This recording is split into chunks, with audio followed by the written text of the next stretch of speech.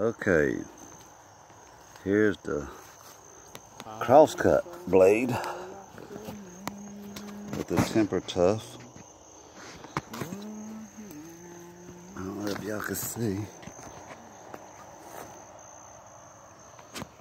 Going down it. This is South Georgia.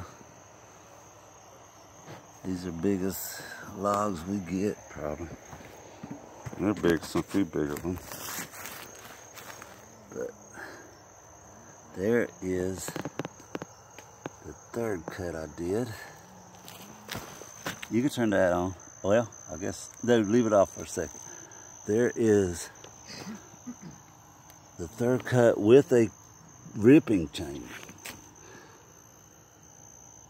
Okay, now there's the first cut or second cut I did. I did 2 cuts with the ripping chain and 2 at start. We're 4 o'clock in the morning. We stay up late. We got work late around here, but it makes pretty designs on the slabs. And once you learn how to level it, just practice like this one guy I seen on these videos. See? Okay, now look how smooth this is with the ripping saw. I got a cheap ripping saw, wasn't rated. I rated high quality. And I haven't, the only skill saw I ever worked before was a battery pack. But I was raised out here in these woods, as you can see. See all them bugs crawling across from you. But that is the Australian. I'll show you a picture of it. And then I'll show you how to make a good meal.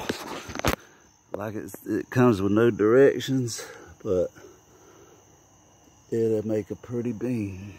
But I'm gonna make boards out of this. I got to redo my house. We pouring these parts. Hey. All right. There it is. Like I said, it's late at night, 4 in the morning. And we just got through. Real anxious to it. There's a quick peek at the meal. But it was a $16 timber tough. And this cheap blade. And it reasonable. It's not cheap in quality because it did great. Nobody rated it yet.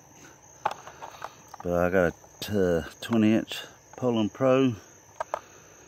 And like I said, I did it with a 2 cuts with the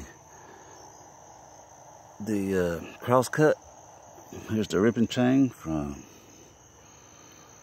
Archer, Australia. But I'll show some videos of me cutting next time I tune in. Goodbye.